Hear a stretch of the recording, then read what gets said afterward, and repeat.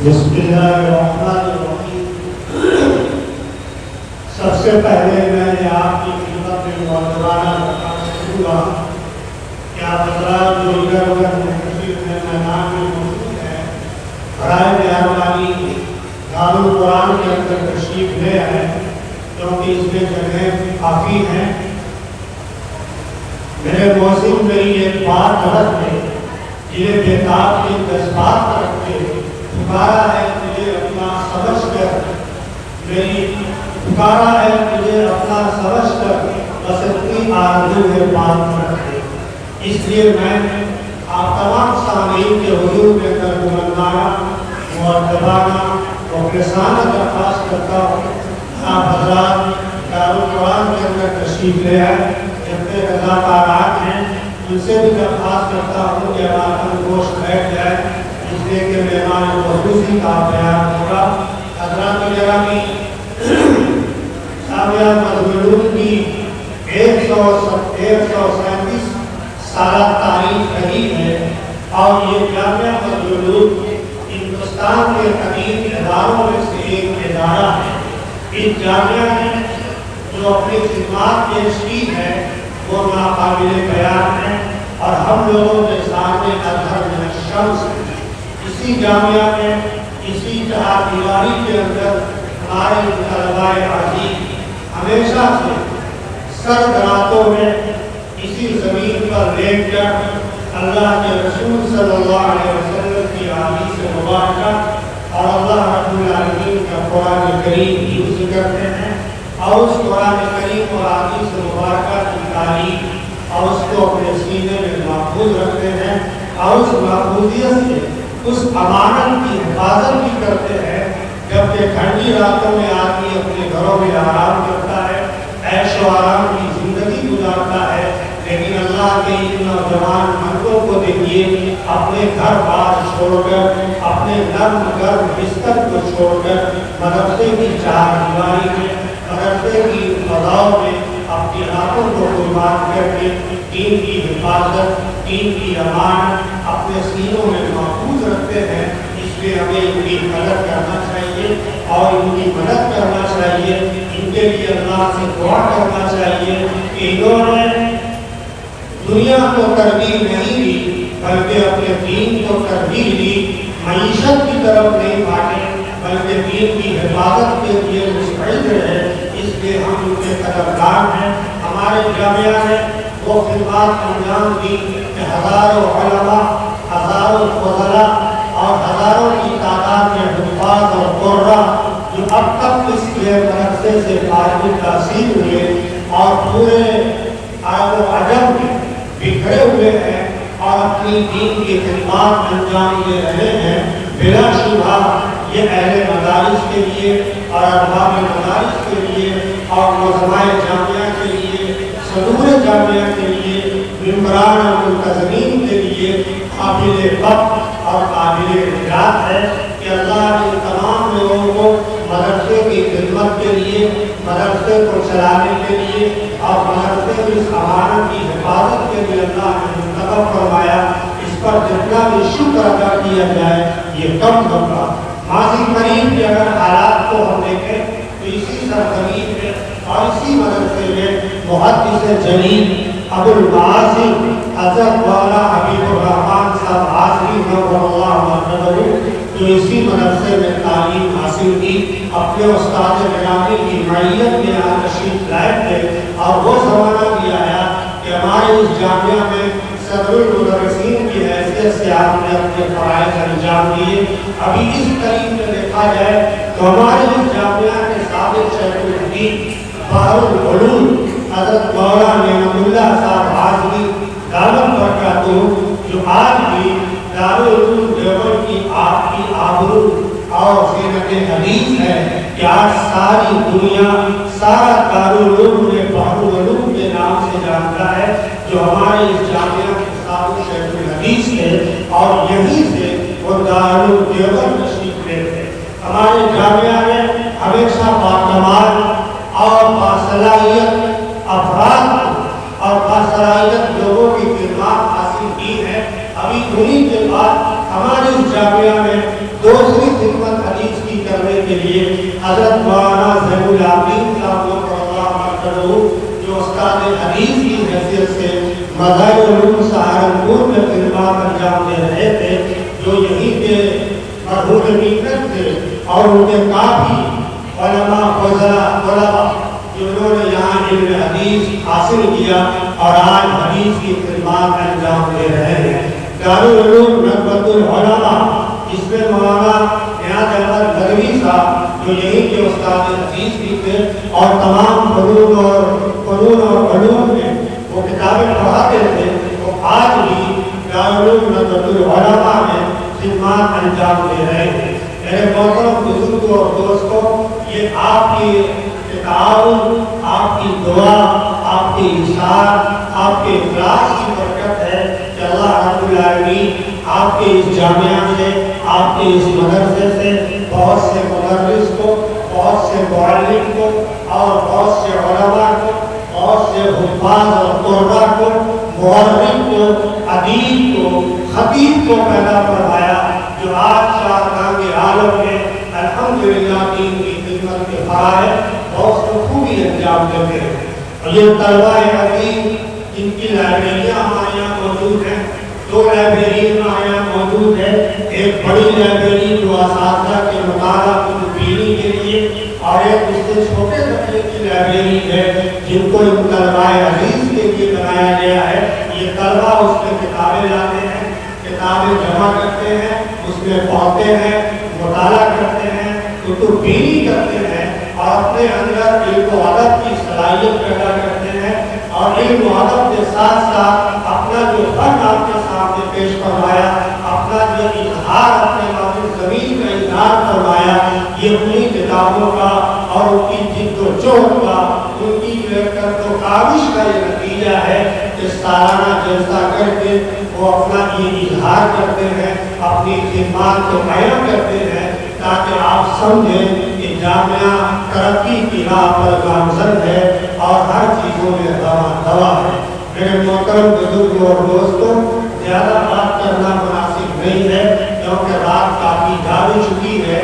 ہمارے مہمان خصوصی کی تشریف فرما ہے جو واقعتاً فیروز آباد سے تشریف لائے ہیں، اور یہ تمام مجمع اس بات کا گواہ رکھتا ہے کہ ستارے کو کے گردوں سے لائے جاتے ہیں، لہو سے رقص تمنا بنائے جاتے ہیں۔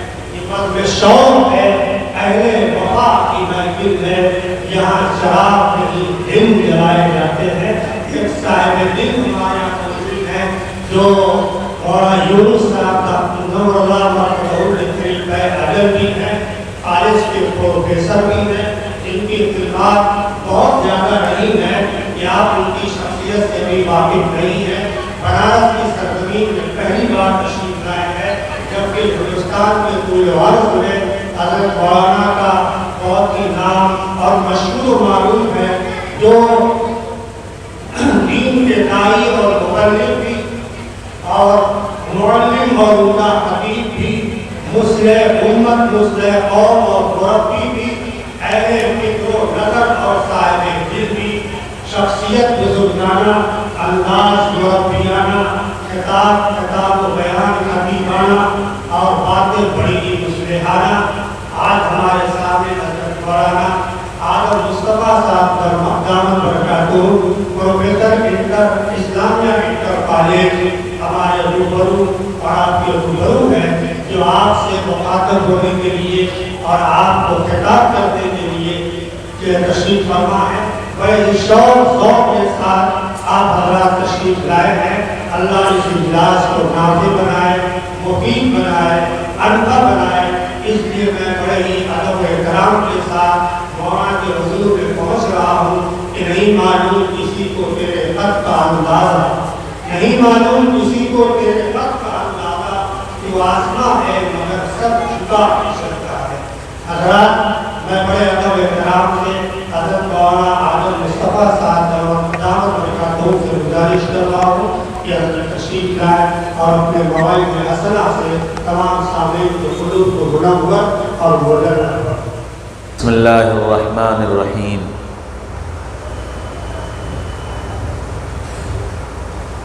الحمد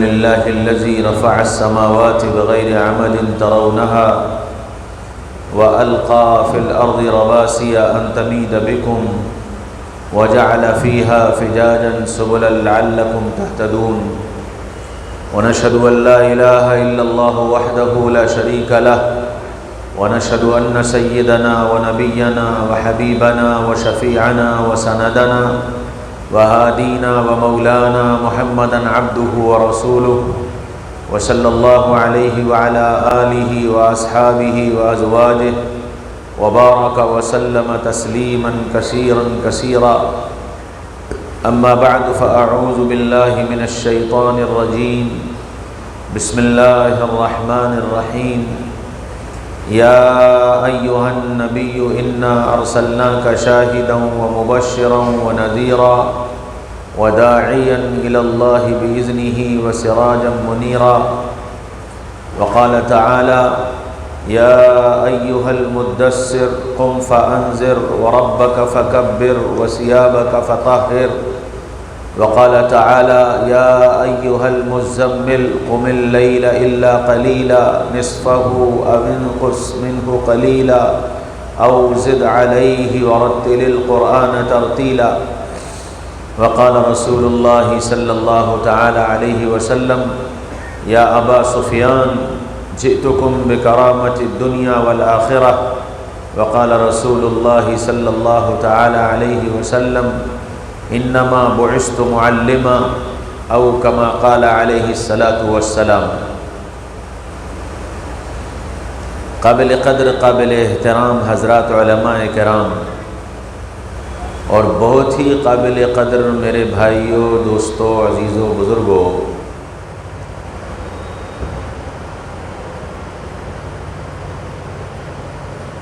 اللہ کے نبی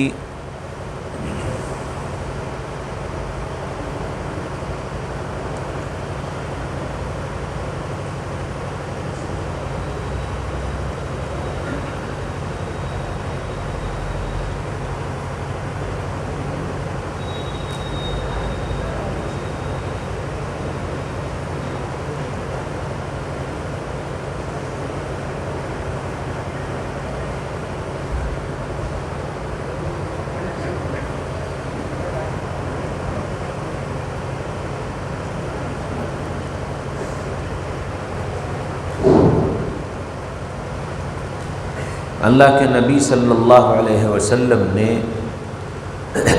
3 الگ الگ موقعوں پر اپنی 3 خواہشات کا اظہار فرمایا ہے۔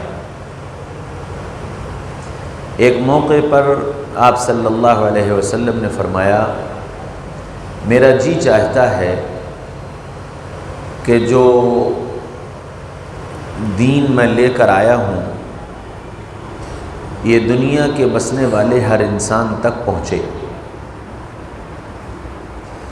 ایک موقع پر فرمایا کہ میرا جی چاہتا ہے کہ میرا گھر ہر گھر میں زندہ ہو جائے، اور ایک موقع پر فرمایا کہ میرا جی چاہتا ہے کہ اللہ تعالیٰ مجھے شہادت کی موت عطا فرمائے۔ یہ 3 نبی کی خواہشیں تھیں جس کا نبی نے الگ الگ موقعوں پر اظہار فرمایا۔ اللہ تعالیٰ نے اپنے نبی صلی اللہ علیہ وسلم کی ان تینوں خواہشات کی تکمیل کے لیے 3 الگ الگ لوگوں کا انتخاب کیا۔ دین ساری دنیا کے بسنے والے انسانوں تک پہنچے، اس کے لیے صحابہ کا انتخاب کیا گیا۔ نبی کا گھر ہر گھر میں زندہ ہو، اس کے لیے ازواج مطہرات اور آپ کی بیٹیوں کا انتخاب کیا گیا، اور آپ کو شہادت کا درجہ ملے اس کے لیے حضرات حسنین کا انتخاب کیا گیا۔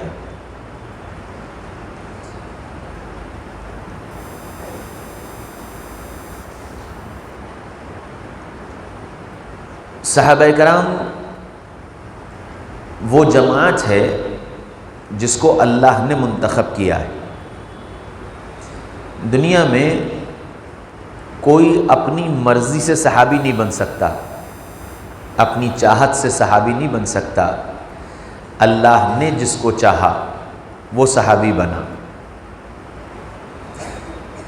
اسی طرح نبی کوئی اپنی مرضی سے نہیں بن سکتا، اللہ نے جس کو چاہا وہ نبی بنا۔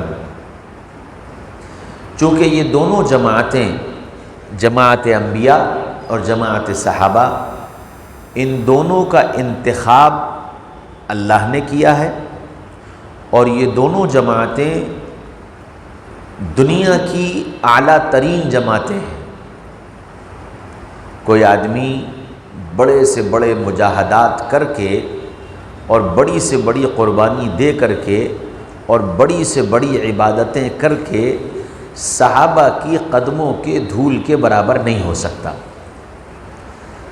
اور سارے صحابہ مل کر کے ایک نبی کے برابر نہیں ہو سکتے۔ ایک موقع آیا تھا جب اللہ کے رسول انتخاب کر سکتے تھے، لیکن اس وقت اللہ کے رسول نے انتخاب نہیں کیا۔ بیت اللہ میں اللہ کے نبی دعا مانگ رہے ہیں، اللہم اعز الاسلام بعمر ابن ہشام او بعمر ابن خطاب، اے اللہ اسلام کو عزت عطا فرما عمر ابن ہشام کے ذریعے یا عمر ابن خطاب کے ذریعے۔ دعا یہ بھی تو ہو سکتی تھی نا، اللہم اعز الاسلام بعمر ابن ہشام و عمر ابن خطاب، کہ عمر ابن ہشام اور عمر ابن خطاب ان دونوں سے اسلام کو عزت عطا فرما دیجئے۔ اور نبی یہ کہہ دیتے تو گویا نبی کا انتخاب ہوتا ان دونوں کے لیے کہ یہ دونوں میں نے منتخب کر لیے ہیں، ان کے ذریعے سے اسلام کو عزت عطا فرما۔ لیکن اللہ تعالیٰ نے نبی کے ذریعے سے جو بات کہلوائی، گویا یہ کہلوا دیا کہ اللہ انتخاب آپ کا ہے، فائلیں میں پیش کر رہا ہوں، انتخاب آپ کا ہے، فائلیں میں پیش کر رہا ہوں، یہ دو فائلیں ہیں، ان میں سے آپ جس کو منتخب کر دیں۔ یہ بتانے کے لیے کہ صحابہ کا انتخاب اللہ کی طرف سے ہوتا ہے۔ اچھا، دونوں کی فائلیں پہنچی، عمر ابن خطاب اور عمر ابن ہشام۔ تو عمر ابن خطاب کی فائل کھولی گئی کہ ہاں بھئی اس میں کیا ہے، کہ جی یہ لا علم ہے، اس تک ابھی اسلام کی دعوت جیسے پہنچنا چاہیے پہنچی نہیں، محمد رسول اللہ صلی اللہ علیہ وسلم کا جیسا تعارف ہونا چاہیے ویسا تعارف ہوا نہیں، یہ لا علم ہے، اسے ابھی پتہ نہیں ہے۔ اور عمر ابن ہشام یعنی ابو جہل کی فائل کھولی گئی کہ یہ ضدی ہے، چاند کے دو ٹکڑے ہوتے اس نے اپنی آنکھوں سے دیکھا ہے، ہاتھ میں کنکر کو بولتے اپنے کانوں سے سنا ہے، یہ سب کچھ جانتا ہے۔ محمد رسول اللہ اس کے در پر دسیوں بار گئے ہیں اور دسیوں بار اپنی رسالت کا اسے یقین دلایا ہے، جو کہا ہے وہ کر کے دکھایا ہے، لیکن مزاج کا ضدی ہے۔ تو فیصلہ کیا ہوا؟ لا علم ہے، نبی کے قدموں میں لا کر ڈال دو، ضدی ہے، جہنم میں ڈال دو۔ اور قیامت تک کے آنے والے انسانوں کو یہ پیغام دے دیا کہ ضد ہلاکت کا سبب ہے، ضد ہلاکت کا سبب ہے، چاہے علم کے ساتھ ہو اور چاہے عمل کے ساتھ ہو اور چاہے جہالت کے ساتھ ہو، ضد ہر حال میں ہلاکت کی طرف لے جائے گی۔ دنیا میں جتنے علم والے گمراہ ہوئے ان کی ضد نے انہیں گمراہ کر دیا، جتنے علم والے گمراہ ہوئے ان کی ضد نے ان کو گمراہ کیا۔ اور یہ وہاں سے سند ہے کہ ابو جہل ضدی تھا، اللہ نے ہلاکت کا فیصلہ کر دیا، عمر لا علم تھا، اللہ نے ہدایت کا فیصلہ کر دیا۔ تو صحابہ کا انتخاب ہوا کہ یہ محمد رسول اللہ کی ایک چاہت ہے کہ اللہ کا کلمہ اور اللہ کی بات اور اللہ کا دین ساری دنیا میں پہنچے، تو صحابہ نے اس چاہت کو پورا کرنے کے لیے اپنا سب کچھ لگا دیا، اپنا وطن لگایا، اپنا مال لگایا، اپنی اولاد لگائی، اپنا گھر بار لگایا، اپنا پیسہ لگایا، سب لگاتے چلے گئے. اور کتنا لگایا؟ سیدنا ابو بکر صدیق رضی اللہ عنہ نبوت سے پہلے بڑے تاجر، 40,000 درہم کی تجارت تھی، اور لگاتے لگاتے لگاتے لگاتے یہ نوبت آئی کہ جب تبوک کا موقع آیا تو گھر سے سب کچھ اٹھا لائے. اور جب یہ سوال کیا گیا کہ ابو بکر گھر میں کیا چھوڑا، کہ اللہ اس کے رسول کا نام چھوڑ کر آیا، اللہ اس کے رسول کا نام چھوڑ کر آیا. اتنا لگایا. مقصد کیا تھا؟ مقصد یہ تھا کہ اللہ کا یہ دین دنیا کے بسنے والے انسانوں تک پہنچ جائے. اور لگانے کا جذبہ کتنا تھا. ایک دن گھر میں بیٹھے رو رہے ہیں تو بیٹی نے پوچھا ابا کیا بات ہے، کیوں رو رہے ہیں؟ کہنے لگے کہ آج اللہ کے رسول نے مجلس میں یہ بتایا تھا کہ دینے والا ہاتھ لینے والے ہاتھ سے افضل ہے. اب اگر میں اپنا مال رسول اللہ کو دوں تو میرا ہاتھ رسول اللہ کے ہاتھ سے افضل ہو جائے، یہ مجھے گوارا نہیں، اور نہ دوں تو پھر رسول اللہ کی ضرورتیں کیسے پوری ہو. تو یہ سمجھ میں نہیں آ رہا ہے کیا کروں. اب بیٹی بھی چکر میں پڑ گئی کہ تو بڑا مسئلہ ہے. تو حضرت ابوبکر نے ہاتھ اٹھائے اور دعا مانگی کہ اللہ میرے نبی کے دل میں یہ بات ڈال دے کہ وہ میرے مال کو اپنا مال سمجھ کر خرچ کر دے، اور ان کو مجھ سے میرا مال مانگنے کی ضرورت نہ پڑے، میرا مال اپنا سمجھ کر کے خرچ کر دے. اور پھر اللہ نے ابو بکر کی یہ دعا قبول کر لی. اللہ کے رسول صلی اللہ علیہ وسلم ابو بکر کے مال کو اپنا مال سمجھ کر خرچ کرتے تھے. حضرت حسین رضی اللہ عنہ جب وسعت کا زمانہ آیا تو روزانہ نیا لباس پہنتے، لمبا چوڑا دسترخوان چلتا، جو آ رہا ہے کھلایا جا رہا ہے، پلایا جا رہا ہے. تو ہر زمانے میں ہوتے ہیں، اس زمانے میں بھی تھے. کہاں سے آ رہا ہے یہ دسترخوان، کہاں سے چل رہا ہے، کون سا خزانہ ہاتھ لگ گیا. ایک بار دو بار حضرت حسین رضی اللہ عنہ نے فرمایا 2 خزانے میرے ہاتھ لگے. فرمایا 2 خزانے میرے ہاتھ لگے. ایک خزانہ وہ ہے جہاں سے اجازت لے کر خرچ کرنا پڑتا ہے، اور ایک خزانہ وہ ہے جہاں سے بلا اجازت خرچ کرنے کی اجازت. لوگوں نے پوچھا کون سے خزانے؟ فرمایا عبد الرحمن ابن عوف، انہوں نے یہ کہہ رکھا ہے کہ حسین اطلاع دو اور جو چاہے خرچ کرو. اور حضرت عثمان ابن عفان جنہوں نے یہ کہہ رکھا ہے اطلاع دینے کی بھی ضرورت نہیں، پوچھنے کی بھی ضرورت نہیں، جو مرضی آئے اور جتنا مرضی آئے خرچ کرو. تو صحابہ نے اللہ کا دین پہنچانے کے لیے جو جس سے جتنا بن پڑا وہ لگاتا چلا گیا. جان کی بازی آئی، جان لگا دی. اور کیسے جان لگائی؟ حضرت نضر ابن انس رضی اللہ عنہ کھجور کھا رہے ہیں، اور کھجور کھاتے کھاتے کھجور پھینکی. کہیں گے جی اس کھجور کھانے میں دیر لگ رہی ہے، مجھے احد پہاڑ کے پیچھے سے جنت کی خوشبو آ رہی. اتنا لگایا کہ 2 صحابی بیٹھ کے دعا مانگ رہے ہیں، یا اللہ کل جب میدان کارزار میں اترے تو دشمن کا تیر نکلے، میرے یہاں لگے اور میں شہادت پا جاؤں اور کامیاب ہو جاؤں. دوسرے نے کہا آمین. پھر انہوں نے دعا مانگی، یا اللہ کل جب میدان کارزار میں اتریں، دشمن سے مقابلہ ہو، دشمن مجھ پر حملہ کرے اور میں اس پر حملہ کروں، اور پھر میں اس پر غالب آ جاؤں اور اللہ کا کلمہ سر بلند ہو جائے. دونوں نے آمین کہا. اگلا دن آیا، جس نے جیسی دعا مانگی ویسے ہی ہوا.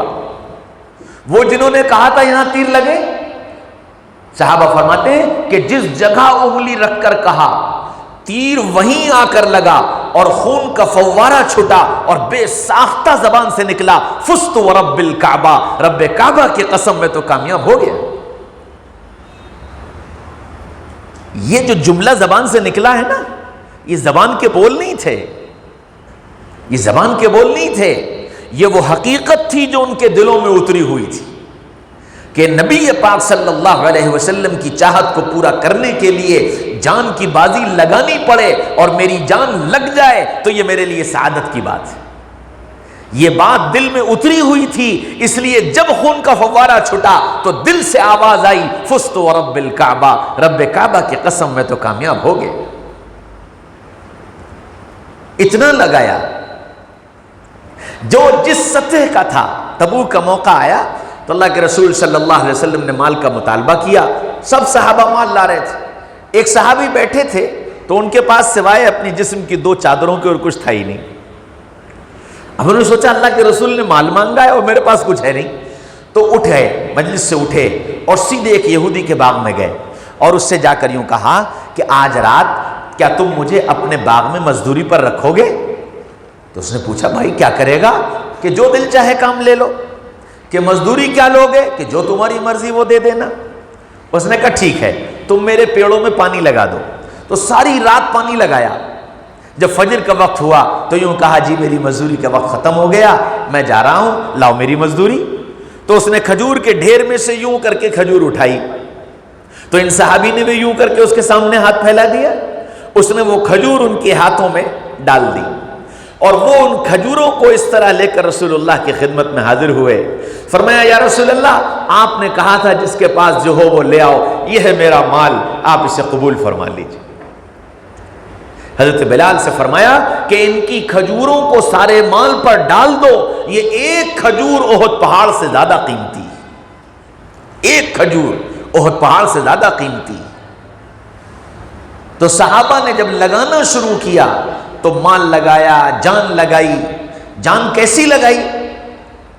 حضرت طلحہ رضی اللہ عنہ، حضرت قتادہ اور حضرت علی، یہ تینوں حضرات رسول اللہ صلی اللہ علیہ وسلم کے محافظ تھے احد کے میدان میں۔ جب احد میں بھگدڑ مچی، صحابہ ادھر بھاگے ادھر بھاگے، اللہ کے رسول صلی اللہ علیہ وسلم کو محفوظ مقام پر لے جانے کے لیے حضرت طلحہ، حضرت قتادہ اور حضرت بلال رسول اللہ کو لے کر جا رہے ہیں۔ اتنے میں قتادہ کی نگاہ پڑی کہ سامنے سے دشمن نے تیر رسول اللہ کو نشانہ لے کر چھوڑا ہے۔ یہ ممکن ہی نہیں تھا کہ اس بیچ میں سوچے کہ کیا کیا جائے، سوچنے میں ہی اللہ کے نبی صلی اللہ علیہ وسلم کو وہ تیر لگ جاتا۔ تو انہوں نے تیر آتا دیکھا تو اچھل کر آ کر رسول اللہ کے سامنے یوں کھڑے ہو گئے، اور جیسے ہی کھڑے ہوئے تیر آیا اور سیدھے آنکھ میں لگا اور قتادہ کی آنکھ باہر آ گئی۔ اللہ کے رسول نے فرمایا قتادہ تیری تو آنکھ باہر آ گئی۔ کہنے لگے یا رسول اللہ، جو آنکھ آپ پر قربان ہو جائے وہ مجھے زیادہ عزیز ہے اس آنکھ کے مقابلے میں جو آنکھ میرے پاس موجود ہے۔ اللہ کے رسول نے فرمایا قتادہ ذرا اپنی آنکھ تو دے۔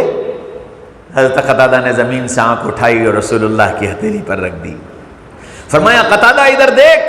حضرت قتادہ مڑے، اللہ کے رسول نے ان کی آنکھ لی اور لے کر اس طرح آنکھ کی جگہ پر رکھا اور یوں کر کے ہاتھ پھیرا۔ حضرت قتادہ فرماتے ہیں کہ رسول اللہ کا ہاتھ ہٹا تو میری یہ آنکھ اس آنکھ سے زیادہ حسین ہو گئی، اس آنکھ سے زیادہ حسین ہو گئی۔ یوں اپنی جانوں کے نذرانے رسول اللہ صلی اللہ علیہ وسلم کے لیے پیش کرنے کو تیار تھے۔ فاقے آئے، دین اللہ کے بندوں تک پہنچ جائے، اس کے لیے فاقے برداشت کیے۔ خندق کا موقع تھا، اللہ کے رسول بیٹھے ہوئے، حضرت طلحہ رضی اللہ عنہ آئے، یا رسول اللہ بھوک بڑی لگی، بھوک بڑی لگی۔ اللہ کے رسول سر جھکائے بیٹھے، کوئی جواب نہیں دیا۔ پھر فرمایا یا رسول اللہ بھوک بڑی لگی، آپ نے پھر کوئی جواب نہیں دیا۔ تیسری مرتبہ کہا یا رسول اللہ آج تیسری صبح ہے، اس زبان میں کچھ چکھا نہیں ہے، بھوک بڑی لگی۔ جب تیسری مرتبہ یہ بات کہی تو رسول اللہ صلی اللہ علیہ وسلم نے سر اٹھایا، فرمایا طلحہ طلحہ ذرا میں بھی تو دیکھوں تیری بھوک کیسی ہے۔ حضرت طلحہ رضی اللہ عنہ نے یوں کر کے چادر ہٹائی، یا رسول اللہ بھوک ایسی ہے کہ پیٹ پر پتھر بندھا ہوا ہے اور آج تیسری صبح ہے، اس زبان نے کچھ چکھا نہیں۔ اللہ کے رسول نے فرمایا طلحہ اگر تیری بھوک ایسی ہے تو دیکھ رسول اللہ کی بھوک ایسی ہے. یہ کہہ کر آپ نے چادر ہٹائی. فرمایا طلحہ اگر تیرے پیٹ پر ایک پتھر ہے تو دیکھ رسول اللہ کے پیٹ پر 2 پتھر ہیں, اور تیری زبان کو تیسری صبح ہے تو رسول اللہ کی زبان کو آج 7ویں صبح ہے, اس زبان نے کچھ چکھا نہیں. حضرت طلحہ رضی اللہ عنہ کی آنکھوں میں آنسو آ گئے. کہنے لگے یا رسول اللہ ہمارے تو دکھ کے بھی ساتھی آپ اور سکھ کے بھی ساتھی آپ, ہم کہاں جاتے, ہم کہاں جاتے. لیکن یا رسول اللہ اب آج کے بعد آپ کو ستانے نہیں آئیں گے, اب آج کے بعد آپ کو دکھ دینے نہیں آئیں گے. یہ کہہ کر حضرت طلحہ مڑ گئے اور اللہ کے رسول نے یوں آسمان کی طرف دیکھا اور دیکھ کر کہنے لگے اے اللہ میں کیا کروں, میں اپنے ساتھیوں کی بھوک بھی نہیں مٹا سکتا. اے اللہ میں کیا کروں, میں اپنے ساتھیوں کی بھوک بھی نہیں مٹا سکتا. رو رہے ہیں اور یہ جملہ دہرا رہے ہیں. اتنے میں حضرت جابر رضی اللہ عنہ آ گئے اور رسول اللہ کا یہ جملہ کان میں پڑ گیا تو رسول اللہ کے کندھے پر ہاتھ رکھ کر کان کے قریب منہ کر کے بولے یا رسول اللہ گھر میں 2-3 آدمیوں کا کھانا ہے, آپ چلیں طلحہ کو بلا لیں. بات پوری نہیں ہونے پائی. طلحہ اعلان کر دو آج جابر کے ہاں سب کی دعوت ہے. اوہ اب یہ جو اعلان کیا تو جابر کے تو پیروں تلے زمین نکل گئی کہ 3 آدمیوں کا کھانا, 1500 کی دعوت, کیا ہوگا. سب بھول بھاگے گھر اور گھر جا کر بیوی سے یہ کہا ارے غضب ہو گیا کہ کیا ہوا کہ رسول اللہ سے میں نے چپکے سے کہا تھا کہ 2-3 آدمیوں کا کھانا ہے اور رسول اللہ نے سارے مجمع میں اعلان کر دیا کہ آج سب کی جابر کے ہاں دعوت ہے, اب کیا ہوگا. تو وہ بھی صحابیہ تھی, اس نے فوراً کہا جابر دعوت تم نے کی ہے یا دعوت رسول اللہ نے کی ہے. کہنے لگے دعوت تو رسول اللہ نے کی ہے. کہ پھر کیا بات ہے, جب دعوت رسول اللہ نے کی ہے تو کھانا بھی رسول کا اللہ کھلائے گا, تم کیوں پریشان ہوتے ہو. لیکن بہرحال فطری چیز پھر دوڑ کے آئے اور آ کر رسول اللہ کے پاس یا رسول اللہ بس 2-3 آدمی, بس 2-3 آدمی, کیا ہوگا. فرمایا جابر گھر جاؤ اور اپنی بیوی سے کہنا کہ ہانڈی چولہے سے اس وقت تک نہ اتارے جب تک میں نہ آ جاؤں, اور چولہے پہ روٹی پکانا نہ شروع کرے جب تک میں نہ آ جاؤں. گھر جا کر ہدایت دے دی کہ ہانڈی بنا لو اتارنا مت, اور آٹے کے پیڑے بنا لو بنانا مت. ظہر کی نماز ہوئی, گرمی کا زمانہ تھا, ظہر کی نماز ہوئی, نماز پڑھ کر رسول اللہ صلی اللہ علیہ وسلم اپنے ساتھیوں کو لے کر جابر کے گھر پہنچ گئے. ہاں بھائی چلو بیٹھ جاؤ, اور خود چولہے پر سے ہانڈی اتاری اور تندور پر تشریف لے گئے, اپنا لعاب دہن ڈالا, فرمایا اب روٹی بنانا شروع کرو, اور ہانڈی سے سالن خود نکال کے دینا شروع کیا. ظہر سے لے کر مغرب تک کھانا چلا, سب نے کھانا کھایا, سب کے پیٹ بھر گئے. جب سب کھا چکے تب پوچھا جابر اب کون بچا. یا رسول اللہ میں بچا, آپ بچے, میری بیوی بچی, یہ 2-4 خدمت والے بچے. فرمایا بلاؤ سب کو بلایا, خود بھی کھایا, ان کو بھی کھلایا, اور جب سب کے پیٹ بھر گئے ہانڈی بند کی, لے جابر تیرا کھانا تجھے مبارک, میرے اللہ نے مجھے کھانا کھلا دیا. اللہ کے رسول واپس آ گئے. اب جابر کے اور جابر کے بیوی کے دونوں کے پیٹ میں یہ درد کہ سالن کتنا بچا, آٹا کتنا بچا. جابر کہتے ہیں میں نے ہانڈی کھول کے دیکھی, اس ذات کی قسم جس کے قبضے میں میری جان ہے, میرے ہانڈی میں سے 1 بوٹی کم نہ ہوئی تھی. اور ان کی بیوی نے آٹے پر سے کپڑا ہٹایا تو وہ یہ کہنے لگی اس ذات کی قسم جس کے قبضے میں میری جان ہے 1 آٹے کی لوئی کم نہ ہوئی تھی. پھر یہ خیال آیا کہ یہ ساری برکت آئی تو رسول اللہ کی وجہ سے ہے, تو اب یہ کھانا تو رسول اللہ کا ہوا نہ کہ میرا, اب میں اسے استعمال کروں یا نہ کروں. بیوی نے کہا رسول اللہ سے پوچھ لو. گئے, یا رسول اللہ سالن سلامت, آٹا سلامت, ہم اسے استعمال کریں یا نہ کریں. فرمایا جابر اللہ تیرا بھلا کرے, ہانڈی کھول کر نہ دیکھتا اور آٹے پر سے کپڑا نہ ہٹاتا, اللہ قیامت تک تجھے اس سے کھلاتا رہتا. ہاں میرے بھائیوں، دوستوں، عزیزوں، بزرگوں، اس دین کو دنیا کے بسنے والے انسانوں تک پہنچانے کے لیے فاقے آئے تو صحابہ نے فاقے برداشت کیے، بھوک آئی بھوک برداشت کی۔ ایک تمنا تھی کہ نبی کی ایک آرزو ہے کہ اللہ کا دین دنیا کے بسنے والے انسانوں تک پہنچے۔ اس غرض پر صحابہ نے ہجرت کرنا شروع کی۔ آپ صلی اللہ علیہ وسلم جب دنیا سے تشریف لے گئے ہیں، اس وقت تقریباً 5.5 لاکھ صحابہ موجود تھے، اور ان 5.5 لاکھ صحابہ میں صرف 10 سے 11 ہزار صحابہ ایسے ہیں جو مکہ اور مدینہ کے جزیرے میں پائے جاتے ہیں، باقی سب دنیا میں پھیلے۔ اور آپ چلے جاؤ، جس علاقے میں چلے جاؤ، وہاں کی تاریخ اٹھا کر کے دیکھو، ہر ملک ہر علاقے کی تاریخ میں مل جائے گا، یہاں فلاں آئے وہ کام کر گئے، یہاں فلاں آئے وہ کام کر گئے، یہاں فلاں آئے وہ کام کر گئے، ہر علاقے میں۔ کیوں؟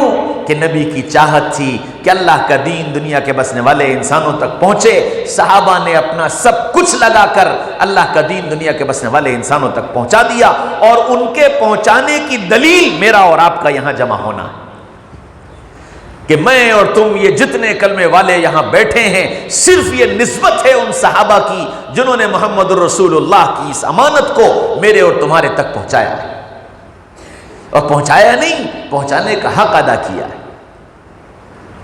نبی کی چاہت تھی کہ دنیا کے بسنے والے انسانوں تک اللہ کا پیغام پہنچے، اس کے لیے سمندر رکاوٹ نہیں بنا، افریقہ کے جنگل ان کے لیے رکاوٹ نہیں بنے۔ حضرت اعلیٰ حضرمی رضی اللہ عنہ لشکر لے کر جا رہے ہیں، سمندر کے کنارے پہنچے، کشتیاں نہیں ملیں، کوئی کشتی نہیں، اور سمندر کے پار جانا تھا، تو سمندر کے کنارے جا کر کھڑے ہوئے اور یوں کہا کہ اے سمندر تو مخلوق ہے اور ہم محمد رسول اللہ صلی اللہ علیہ وسلم کے قاصد ہیں، اور اللہ کا دین لے کر سمندر کے پار جانا ہے۔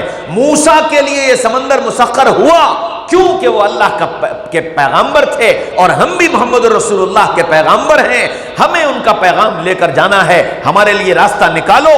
اور یہ کہنے کے بعد اپنے ساتھیوں سے کہا گھوڑے ڈال دو، یہ سمندر تمہارا کچھ نہیں بگاڑ سکتا، مخلوق مخلوق ہے، مخلوق مخلوق کا کچھ نہیں بگاڑ سکتی۔ صحابہ کہتے ہیں کہ ان کے ایک اشارے پر لوگوں نے گھوڑے سمندر پر ڈالے، اور گھوڑے ایسے دوڑے ہیں سمندر پر کہ جب سمندر کے پار لگے، وہ صحابہ کہتے ہیں ہمارے گھوڑوں کی سمیں تک نہیں بھیگی تھی۔ ہاں، حضرت عثمان ابن مظعون رضی اللہ عنہ افریقہ کے جنگلوں میں ہیں، راستہ بھٹک گئے، رات آ گئی، نکلنے کا راستہ نہیں ملا۔ جب رات آئی تھک گئے تھے، قیام کرنا تھا، اور خطرناک جنگلی جانور، خطرناک جانور تو جانور، پیڑ خطرناک، ایسے پیڑ کی شاخ کے نیچے سے کوئی گزر جائے تو وہ شاخ جھک کر کے لپیٹ لیا کرتی تھی اور اس کے خون کو چوس لیا کرتی تھی، ایسے جنگل۔ اور اس جنگل میں پہنچے، راستہ بھی بھٹک گئے، رات آ گئی، اندھیرا ہو گیا، تو ایک پتھر پر کھڑے ہوئے اور اعلان کیا، اے جنگل کے جانوروں، ہم محمد رسول اللہ کے قاصد ہیں، اللہ کا دین لے کر کے جا رہے ہیں، ہم راستہ بھٹک گئے، آج رات ہمیں یہاں قیام کرنا ہے، جنگل خالی کر دو، جنگل خالی کر دو۔ یہ اعلان کرنا تھا کہ جنگل کے جانور سر جھکا کر صحابہ کے سامنے سے بھاگتے ہوئے چلے گئے، بھاگتے چلے گئے، بھاگتے چلے گئے، سارے جانوروں نے جنگل خالی کیا، رات آرام سے گزاری، صبح ہوئی، راستے کا تو پتہ نہیں تھا، پھر آواز لگائی، اے جنگل کے جانوروں، ہم رسول اللہ کے قاصد ہیں، فلاں علاقے میں جانا ہے، راستہ بھول گئے ہیں، ہمیں راستہ دکھاؤ۔ تو شیر آیا، رہبر بن کر کے آگے آگے چلا، اور پوری جماعت کو راستے پر ڈال کر اور بستی کا راستہ دکھا کر شیر واپس چلا گیا۔ ہاں، چاہت تھی کہ رسول اللہ نے ہم کو یہ ذمہ داری دی ہے کہ اللہ کا دین دنیا کے بسنے والے انسانوں تک پہنچے، تو ان صحابہ نے اس دین کو پہنچانے کی کوشش کی، اور جو رسول اللہ سے لیا وہ دنیا کے بسنے والے انسانوں تک پہنچایا، اور ساری دنیا کو یہ بتا دیا کہ دیکھو، ہم اگر رسول اللہ کے نائب ہیں اور رسول اللہ کی نیابت اگر ہمیں ملی ہے، تو اس نیابت میں ہم نے پتھر کھائے، ہم نے گالیاں کھائیں، ہم نے دھکے کھائے، ہم نے فاقے کیے، ہم نے گھر چھوڑا، ہم نے در چھوڑا، ہم نے بیت اللہ چھوڑا، ہم نے کاروبار چھوڑا، ہم نے سب کچھ چھوڑا، رسول اللہ کی نیابت کا حق ادا کیا ہے۔ ہاں یہاں طلبہ بیٹھے ہیں، علماء بیٹھے ہیں، عرض کرتا ہوں کہ جیسے ہم کو میراث میں یہ کرسی ملی، یہ منبر ملا ہے، عہدے ملے ہیں، جیسے یہ سب کچھ ہمیں میراث میں ملا ہے، ایسے ہی میراث میں ہمیں طائف کے پتھر بھی ملے، ایسے ہی میراث میں پیٹ پر پتھر باندھا جانا بھی ملا ہے، ایسے ہی میراث میں راستے میں کانٹے بچھائے جانا بھی ملے ہیں، ایسے ہی میراث میں فاقوں پر فاقے بھی ملے ہیں، ایسے ہی میراث میں راتوں کا رونا بھی ملا ہے، ایسے ہی میراث میں راتوں کو تڑپ تڑپ کر اور سسک کر پوری رات گزارنا بھی ملا ہے۔ ہم اس کے بھی وارث ہیں۔ العلماء ورثۃ الانبیاء، یہ کہنا بہت آسان ہے، کہنا بہت آسان ہے، اور اس جملے کو کہہ کر اپنے آپ کو منبر و کرسی اور محراب کا ذمہ دار سمجھ لینا اور اس کو اپنا حق سمجھ لینا یہ بہت آسان ہے، لیکن طائف کے پتھر کھانا، راتوں کو اللہ کے سامنے رونا اور بلکنا اور تڑپنا اور فاقے کرنا اور لوگوں کے دھکے کھانا اور لوگوں کی گالیاں سننا اور ان دھکوں کے کھانے کے بعد اور ان گالیوں کے سننے کے بعد پھر یہ صدائیں لگانا، من یاوینی من ینصرنی حتی ابلغ رسالت ربی، کون مجھے ٹھکانہ دے گا، کون میری مدد کرے گا تاکہ میں اللہ کا پیغام اللہ کے بندوں کو سنا سکوں۔ پتھر کھاتے جا رہے ہیں اور لوگوں سے یوں کہہ رہے ہیں، اے لوگوں تم مجھے دائیں سے مارو، اے لوگوں تم مجھے بائیں سے مارو، اے لوگوں تم مجھے پیچھے سے مارو، مجھے سامنے سے مت مارو تاکہ میں تمہیں اللہ کا پیغام سنا سکوں۔ ہمیں یہ بھی میراث میں ملا ہے۔ میرے بھائیوں، دوستوں، عزیزوں، بزرگوں، صحابہ نے اس میراث کو سمجھا تھا کہ ہم رسول اللہ کی میراث کے اگر حقدار ہیں تو میراث میں ہم کو یہ سب کچھ ملا ہے۔ پھر اولادوں کو چھوڑ دینا، اولادوں کو اللہ کے نام پر قربان کر دینا، اللہ اکبر۔ احد کا موقع آیا، اللہ کے رسول صلی اللہ علیہ وسلم نے صحابہ کو بلایا، تو بھائی یہ تو اگر نماز میں کھانا پینا شروع کر دو گے تو نماز تو ٹوٹ جائے گی، مجمع کو منتشر کر دو گے تو دعا کے بعد کھا لیں۔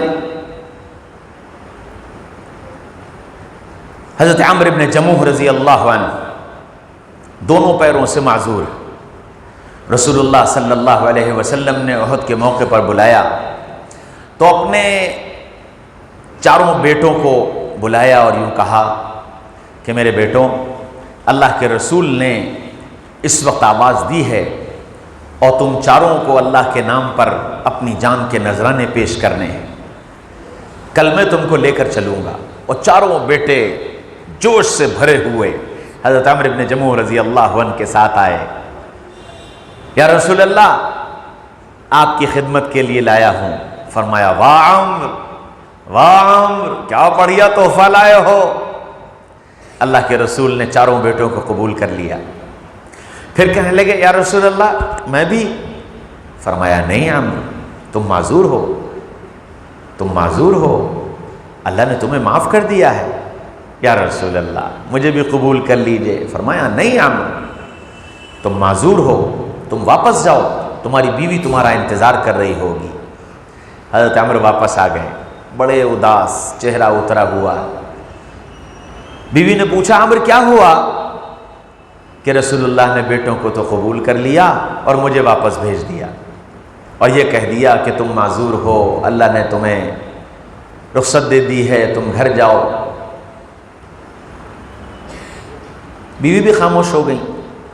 پھر کہنے لگے، دیکھنا آج رات میں اپنے اللہ کو منا لوں گا، آج رات میں اپنے اللہ کو منا لوں گا۔ رات آئی، بیوی نے بھی ساری رات مصلے پر گزاری اور عمرو نے بھی ساری رات مصلے پر گزاری۔ صبح ہوئی تو عمرو آئے، کہنے لگے، میں نے اپنے اللہ کو منا لیا ہے، آج دیکھنا رسول اللہ مجھے قبول کر لیں گے۔ بیوی کہنے لگی، میرے سرتاج، میں نے بھی ساری رات اللہ کو منایا ہے کہ اللہ جیسے تو نے میرے بیٹوں کو قبول کیا، میرے شوہر کو بھی قبول کر لیا۔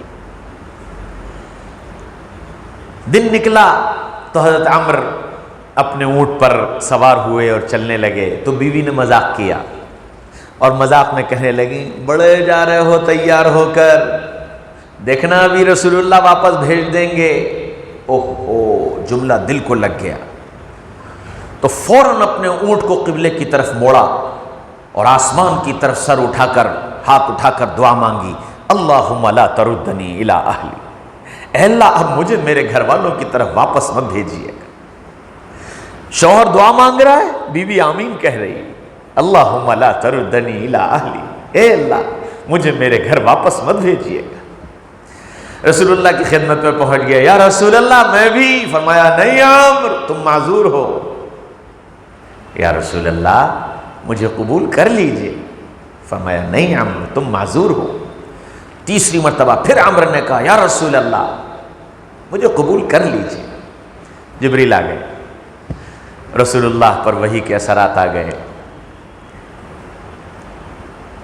جب جبریل واپس گئے فرمایا عمر اب میرے اندر اس کی سکت نہیں کہ میں تمہیں منع کر سکوں، عرش پر تمہارے جانے کا فیصلہ ہو چکا ہے۔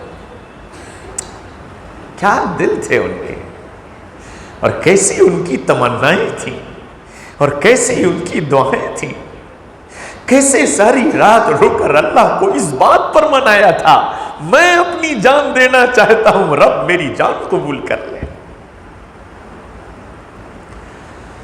اللہ کے رسول نے اجازت دے دی، چلے، شہید ہوئے اور جسم کے 2 ٹکڑے ہوئے۔ بیٹے کو بلایا اور یوں کہا کہ اپنے ابا کا جنازہ گھر لے جاؤ۔ اونٹ پر رکھا، جنازہ لے کر چلنے لگے تو اونٹ چلتا نہیں، 1 بار 2 بار 3 بار۔ فرمایا گھر جاؤ اور اماں سے پوچھ کر آؤ کہ عمر گھر سے کیا کہہ کر گئے تھے۔ تو بیٹا دوڑ کر گیا، ماں نے بیٹے کو آتا دیکھا تو ماں کا چہرہ سرخ ہو گیا کہ تو رسول اللہ کو پیٹھ دکھا کر آ گیا کہ نہیں نہیں اماں، ابا شہید ہو گئے، جسم کے 2 ٹکڑے ہو گئے، ابا کا جنازہ گھر لانا ہے، اونٹ چلتا ہی نہیں، رسول اللہ نے بھیجا ہے پوچھ کے آؤ عمر گھر سے کیا کہہ کر آئے تھے۔ فرمایا ہاں وہ گھر سے یہ کہہ کر گئے تھے اللہم لا تردنی الی اہلی، اے اللہ مجھے میرے گھر والوں کی طرف واپس نہ لوٹائیے۔ آ کر اطلاع دی یا رسول اللہ گھر سے یہ دعا مانگ کر آئے ہیں۔ فرمایا بس عمر کا جنازہ یہاں سے واپس نہیں جائے گا، ساتھ لے چلو جہاں تک جائیں گے، پھر وہیں لے جا کر ان کو دفن کریں۔ ہاں ایک تمنا ہے کہ رسول اللہ کی چاہت یہ ہے کہ اللہ کا کلمہ ساری دنیا تک پہنچے، جان کی بازی لگانا پڑے گی تو لگائیں۔ پھر اتنا ہی نہیں ہوا، خود بھی ہوئے، 4 بیٹے بھی شہید ہو گئے۔ بیوی کو اطلاع ملی، فرمایا الحمدللہ کل قیامت کے میدان میں 4 شہید بیٹوں کی ماں کہہ کر پکاری جاؤ۔ ہائے کیسی دلگردے والی تھیں وہ مائیں، اور کیسی محبتیں تھیں ان کو رسول اللہ صلی اللہ علیہ وسلم سے کہ 4 بیٹے، 1 شوہر، سب کی شہادت، اکیلی تنہا بچی اور اس بات پر فخر کرتی ہے کہ میرے گھر کا ہر فرد رسول اللہ کے کام آ گئے۔ ہاں میرے بھائیو، دوستو، عزیزو، بزرگو، جس کام کے لیے اللہ تعالیٰ نے صحابہ کی جماعت کو منتخب کیا تھا، صحابہ کی جماعت نے اس کام کو کر کے دکھایا کہ دنیا کے بسنے والے انسانوں تک اللہ کے پیغام کو پہنچا دیا، اور اب یہ ذمہ داری وہ میرے تمہارے اوپر ڈال کر گئے ہیں کہ یہاں تک میں نے پہنچایا، اب آگے تمہاری ذمہ داری۔ تم کیا کر رہے ہو؟ تم کیا کر رہے ہو؟ ہم میں سے ہر ایک اپنی زندگی کا جائزہ لے اور اپنے بارے میں غور کرے کہ میری ذات سے کتنوں کو دین پہنچا، میری ذات سے کتنوں کو دین پہنچا، کتنوں کی میں نے خوشامد کی، کتنوں کی میں نے ٹھوڑیوں میں ہاتھ ڈالے، کتنے روٹھے ہوں کو ہم منا کر لائے اور لا کر ان کو اللہ کے سامنے جھکا دیا، کتنے ایسے تھے جن کے سامنے جا کر ہم نے اللہ کی عظمت، اللہ کی بڑائی، نبی کی عظمت، نبی کی محبت، نبی کا تعلق، میں نے اس کو سمجھایا، میں نے اس کو بتایا۔ کتنے ہیں ہم میں سے ایسے؟ اگر کیا ہے الحمدللہ ثم الحمدللہ، اور نہیں کیا تو سوچو کل قیامت کے میدان میں صحابہ کو کیا منہ دکھاؤ گے؟ رسول اللہ کو کیا منہ دکھاؤ گے کہ میری ایک چاہت تھی تم سے کہ میرا یہ دین دنیا کے بسنے والے انسانوں تک پہنچے، تم نے کیا کیا؟ دوسری چاہت، میرا گھر ہر گھر میں زندہ ہو۔ ازواج مطہرات نے اور آپ کی بیٹیوں نے گھر کی زندگی دنیا کے بسنے والے انسانوں کے سامنے پیش کی۔ رسول اللہ نے اپنے گھر کی زندگی بتانے کا اعلان کیا، عائشہ میرے بند کمرے کی زندگی لوگوں کو بتاؤ، میرے بند کمرے کی زندگی لوگوں کو بتاؤ۔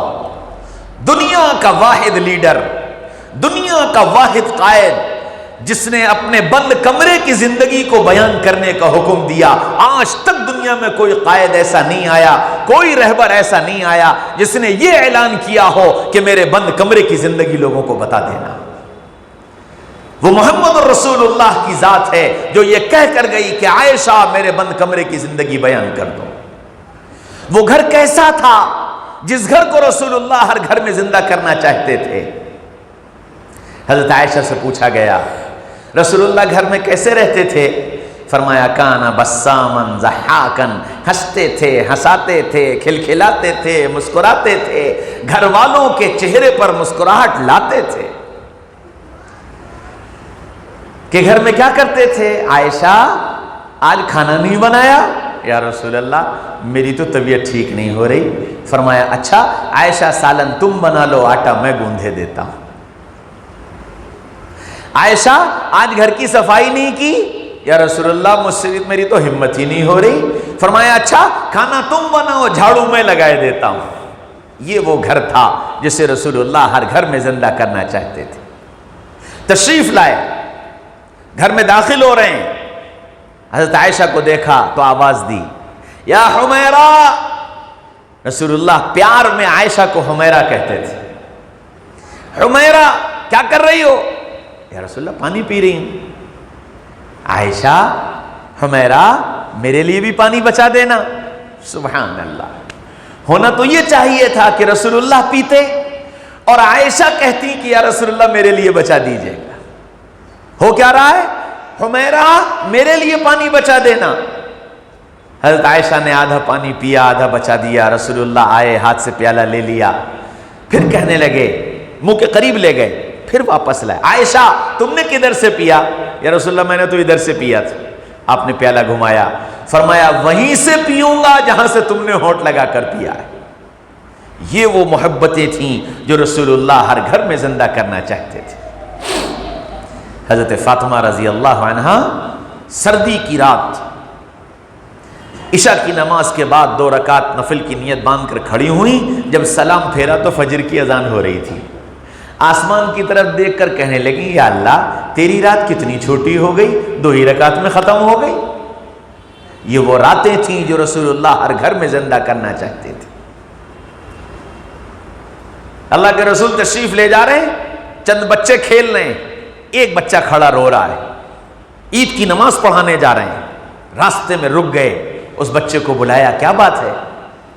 کہنے لگا کہ اے محمد صلی اللہ علیہ وسلم یہ جتنے کھیل رہے ہیں ان کے سب کے ابا ہیں، ان کے لیے اچھے کپڑے بنے، ان کے لیے اچھی کھانے کی چیزیں بنی، ان کے لیے کھیلنے کا سامان آیا، کاش آج میرا بھی باپ ہوتا تو میرے لیے بھی اچھے کپڑے بنتے، میرے لیے بھی کھیلنے کا سامان آتا، میرے گھر میں بھی اچھی کھانے کی چیزیں بنتی۔ رسول اللہ اس کے سامنے گھٹنوں کے بل بیٹھ گئے اور اس کے گالوں کو اپنے ہاتھوں کے بیچ میں لے کر فرمایا کیا تو اس بات پر راضی ہے کہ تیرا باپ محمد ابن عبداللہ ہو صلی اللہ علیہ وسلم؟ وہ کہنے لگا ہاں میں اس پر راضی ہوں۔ تو آپ نے اس کو گودی میں اٹھایا اور سیدھے گھر گئے اور گھر جا کر حضرت عائشہ سے کہا عائشہ اس کو نہلاؤ، نہلا کر لے آئی۔ عائشہ اس کو نئے کپڑے پہناؤ۔ یا رسول اللہ گھر میں کوئی بچہ تو ہے ہی نہیں، نئے کپڑے کہاں سے آئے؟ فرمایا فاطمہ کے پاس جاؤ، حسن اور حسین کے کپڑوں میں سے کوئی کپڑے ہوں تو وہ لے آؤ۔ فاطمہ کے پاس گئیں، انہوں نے کہا یا رسول اللہ 2 ہی جوڑے تھے، دونوں کو دے دیے، اب تو کچھ ہے نہیں۔ فرمایا کہ اچھا اپنی چادر اتاری، فرمایا کہ اس چادر کے 2 ٹکڑے کرو، ایک اس کے باندھ دو، ایک اوپر سے اڑا دو اور مجھے پرانی چادر دے دو۔ اس کو نئے کپڑے پہنا کر اپنے کندھے پر بٹھایا، حسن اور حسین کو انگلی پکڑ کر چلایا اور اسی جگہ پہنچے جہاں کھڑا وہ رو رہا تھا۔ وہاں کھڑے ہو کر آپ نے اس کو ان بچوں کو دکھایا۔ وہ بچہ یوں کہتا ہے خدا کی قسم جتنے بچے کھیل رہے تھے ان سب کے دل میں یہ تمنا تھی کہ کاش اگر آج ہمارا باپ نہ ہوتا تو ہمیں بھی رسول اللہ کی گود ملتی اور ہمیں بھی رسول اللہ کے کپڑے ملتے۔ ان سب کو یہ تمنا تھی اور مجھے اس بات کا کوئی غم نہیں تھا کہ میرا باپ کیوں نہیں۔ اور پھر رسول اللہ اپنے ساتھ ممبر پر لے گئے، ساتھ مصلی پر کھڑا کیا، ساتھ ممبر پر بٹھایا، خطبہ دینے کے لیے کھڑے ہوئے تو فرمایا اے لوگوں سنو، کل جنت میں، کل قیامت کے میدان میں ایک یتیم کی پرورش کرنے والا میرے ساتھ اسی طرح جمع ہوگا جس طرح یہ بچہ اس وقت میرے ساتھ کھڑا ہے۔ یہ وہ گھریلو زندگی تھی جسے رسول اللہ ہر گھر میں زندہ کرنا چاہتے تھے۔ ہاں، جب دین آتا ہے تو پھر یہ سوچ آتی ہے کہ گھر بھی دیندار بنے، لیکن گھر کو دیندار ہم ڈنڈے کے زور پر بنانا چاہتے ہیں۔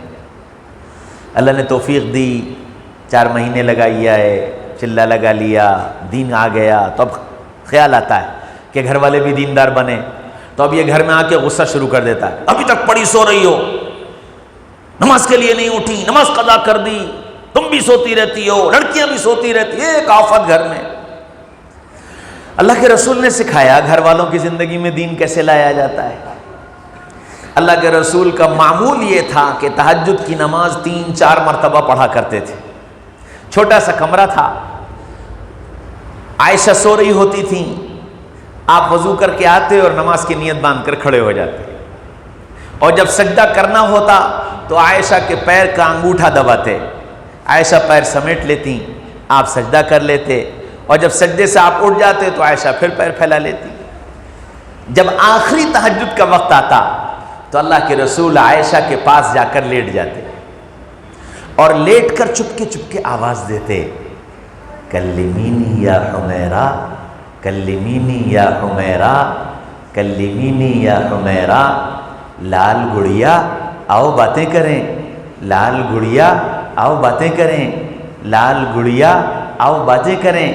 اس آواز پر عائشہ کروٹ لے لیتی اور رسول اللہ کی طرف منہ کر کے لیٹ جاتی، اور پھر اللہ کے رسول باتیں شروع کر دیتے، اور اتنی باتیں کرتے کہ عائشہ کی نیند ختم ہو جاتی، اور جب عائشہ کی نیند ختم ہو جاتی تو کیا کہتے، عائشہ چھوڑ مجھے اپنے رب کو یاد کرنے دے۔ اب بھی عائشہ سے نہیں کہا کہ عائشہ اٹھو، تہجد پڑھو، نماز پڑھو، یہ کرو وہ کرو، کچھ نہیں، عائشہ چھوڑ مجھے اپنے رب کو یاد کرنے دے۔ اور یہ کہہ کر رسول اللہ خود کھڑے ہو جاتے، پھر عائشہ بھی کھڑی ہوتی، عائشہ بھی تہجد پڑھتی، عائشہ بھی دعا کرتی۔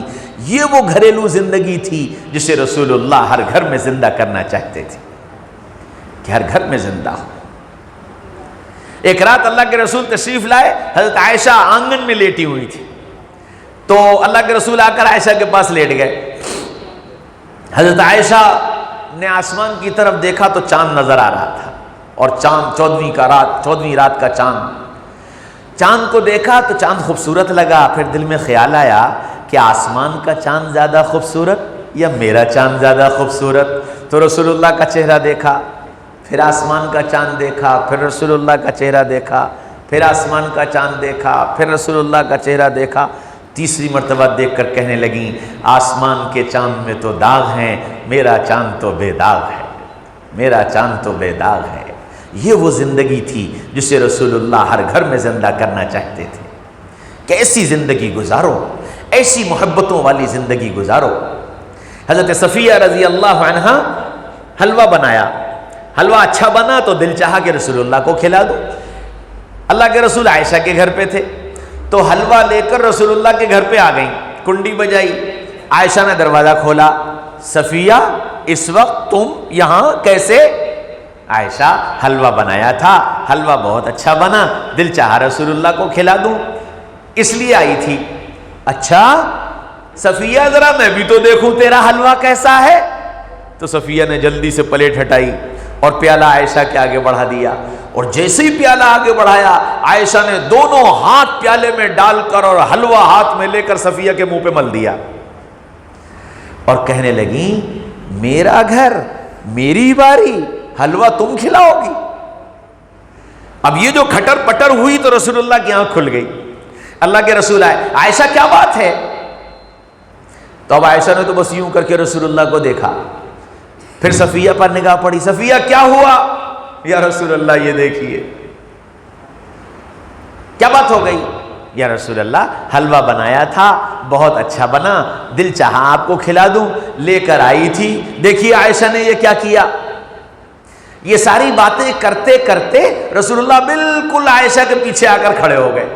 اور جب صفیہ کی بات پوری ہوئی تو اللہ کے رسول نے حضرت عائشہ کے دونوں ہاتھ یوں کر کے پکڑ لیے. فرمایا صفیہ اب پیالے میں جتنا حلوہ بچا ہے تم عائشہ کے منہ پہ مل دو. اور حضرت صفیہ نے حلوہ لے کر عائشہ کے منہ پہ مل دیا. اب صفیہ کے منہ پر بھی حلوہ اور عائشہ کے منہ پر بھی حلوہ. اب اللہ کے رسول مسکرائے، فرمایا برابر ہو گیا، برابر ہو گیا، چلو دونوں اپنے اپنے چہرے سے حلوہ صاف کرو اور اس پیالے میں جمع کرو. دونوں نے اپنے اپنے چہروں سے حلوہ صاف کیا اور پیالے میں جمع کیا. فرمایا آؤ تینوں مل کر کھائیں گے، آؤ تینوں مل کر کھائیں گے. یہ وہ گھریلو زندگی تھی جسے رسول اللہ ہر گھر میں زندہ کرنا چاہتے تھے. حضرت عائشہ کے پاس مال آیا، مال غنیمت میں سے، تو حضرت عائشہ نے مال بانٹنا شروع کیا. ترازو سے تول تول کر دینار بانٹے، یہاں تک کہ شام ہو گئی اور سارے دینار ختم ہو گئے. عائشہ روزہ تھیں. جب شام ہوئی تو خادمہ نے کہا اپنے افطار کے لیے تو 1 دینار بچا لیا ہوتا. تو عائشہ کہنے لگی تو نے یاد کیوں نہیں دلایا؟ سبحان اللہ. یہ وہ گھریلو زندگی تھی جو رسول اللہ سکھانا چاہتے تھے.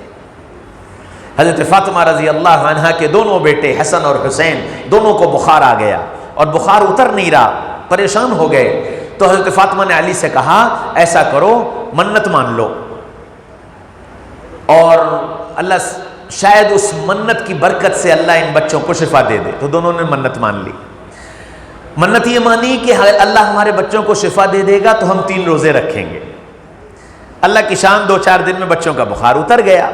اب عائشہ نے فاطمہ نے علی سے کہا کہ اللہ نے ہمارے بچوں کو شفا دے دی، چلو اپنی منت پوری کر لیں. سحری کی، دونوں نے روزہ رکھ لیا. علی تو چلے گئے رسول اللہ کی خدمت میں، فاطمہ گھر کے کام کاج میں لگ گئیں.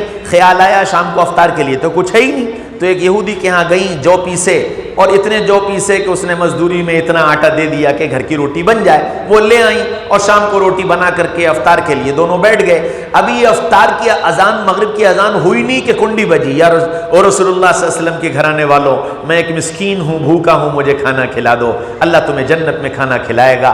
فاطمہ نے کھانا علی سے کہا کہ علی یہ کھانا اسے دے دو، ہم پانی سے افطار کر لیں. پانی سے افطار ہوا، پانی سے سحری ہوئی. دوسرا روزہ وہی ساری کہانی ہوئی. آج پھر دوسرا روزہ افطار کرنے کے لیے بیٹھی.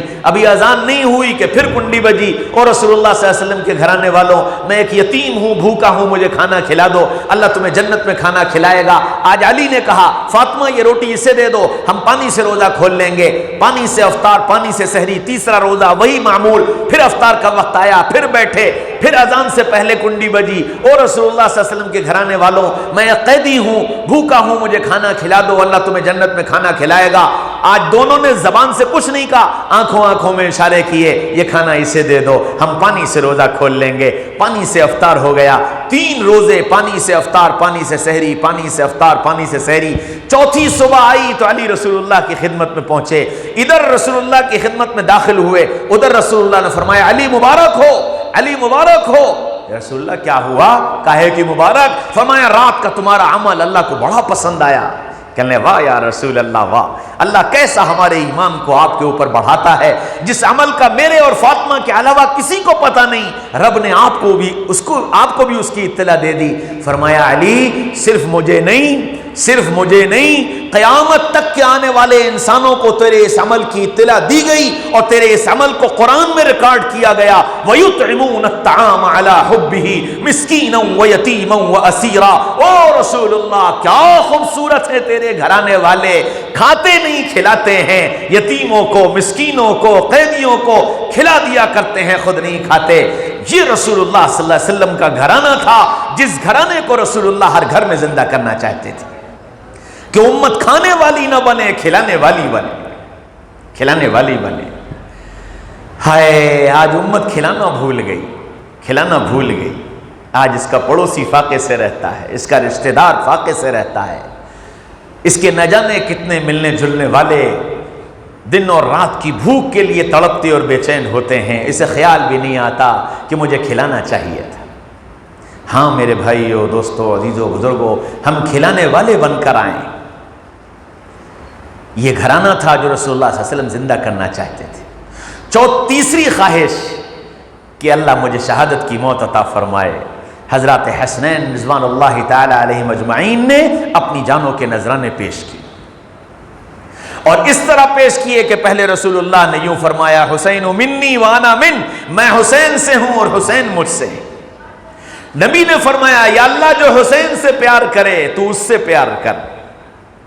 یا اللہ میں حسن اور حسین سے پیار کرتا ہوں، تو بھی ان سے پیار کر، اور جو ان سے پیار کرے تو اس سے پیار کر. حضرت ابو ہریرہ رضی اللہ عنہ حضرت حسین رضی اللہ عنہ کے ساتھ سفر میں ایک جگہ حضرت حسین بیٹھے تو حضرت ابو ہریرہ جلدی سے نیچے بیٹھے اور حضرت حسین کے جوتے لے کر اپنی چادر سے صاف کرنے لگے. تو حضرت حسین کھڑے ہو گئے، چچا جان یہ کیا کر رہے ہیں آپ اتنے بڑے صحابی، اتنے حدیثوں کے راوی، یہ آپ کیا کر رہے ہیں؟ فرمایا، میرے بیٹے مجھے مت روک، میں نے رسول اللہ کی زبانی سنا ہے، جو حسین سے پیار کرے اللہ اس سے پیار کرے گا. میں اس لیے تیری خدمت کر رہا ہوں تاکہ اللہ مجھ سے پیار کرے. ہاں، ان حسن اور حسین نے قربانی کا نذرانہ اس وقت دیا جب نبی دنیا میں کہہ کر چلے گئے تھے، سیدہ شباب اہل الجنہ. حسن اور حسین جنت کے نوجوانوں کے سردار ہیں. شہادت کی ضرورت نہیں تھی، میدان کربلا میں اترنے کی ضرورت نہیں تھی، زہر کا پیالہ پینے کی ضرورت نہیں تھی، جسم کے ٹکڑے کروانے کی ضرورت نہیں تھی، اپنی اولادوں کو شہید ہوتا دیکھنے کی ضرورت نہیں تھی. عیش اور عشرت کی زندگی گزار لیتے تو بھی سیدہ شباب اہل الجنہ تھے. لیکن نبی کی چاہت تھی کہ شہادت کی موت ملے، اپنی جانوں کا نذرانہ پیش کر دیا، جسم کے ٹکڑے ٹکڑے کروا دیے، 70 زخم جسم پر کھا لیے، گردن جسم سے جدا کروا دی، اور دنیا کو یہ بتا دیا کہ ہم دنیا میں نبی کی خواہش پوری کرنے کے لیے پیدا کیے گئے ہیں. ہاں میرے بھائیو، دوستو، عزیزو، بزرگو، نبی کی تمنا ہے، ان تمناؤں کو پورا کرنا یہ ہماری اور آپ کی ذمہ داری ہے. اب مجھے تمہیں سوچنا پڑے گا. یہ 3 خواہشات ہیں نبی کی، ان خواہشات کو ہم نے کتنا پورا کیا؟ گھڑی اتنی تیز چل رہی ہے کہ بات ہی سمیٹ نہیں پا رہا میں.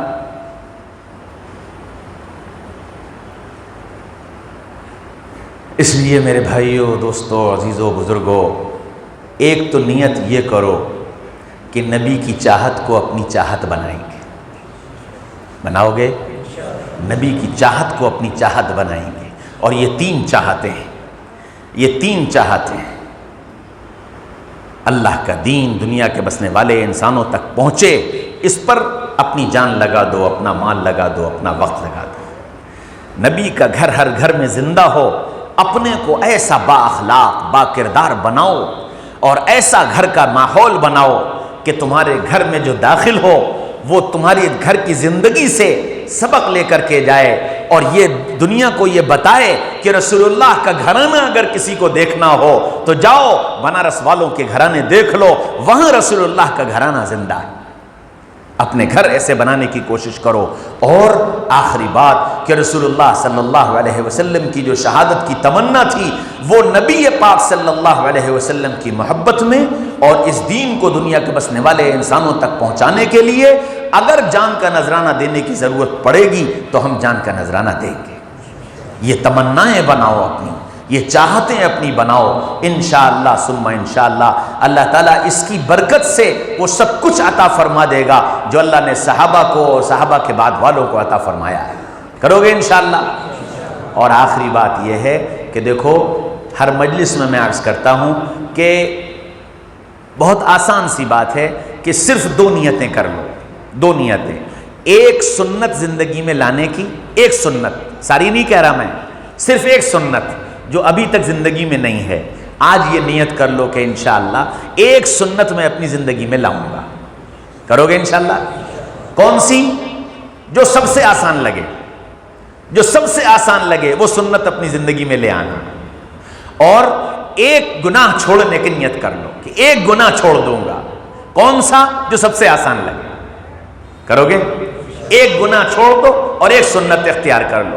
آج کے پوری اس مجلس کا خلاصہ یہ ہے، وہ نیت کہ وہ نبی کی 3 چاہتوں کو پورا کرنا انشاءاللہ کریں گے، اور عملی قدم فوراً یہ کہ ایک سنت اختیار کریں گے اور ایک گناہ چھوڑیں گے، کرو گے انشاءاللہ؟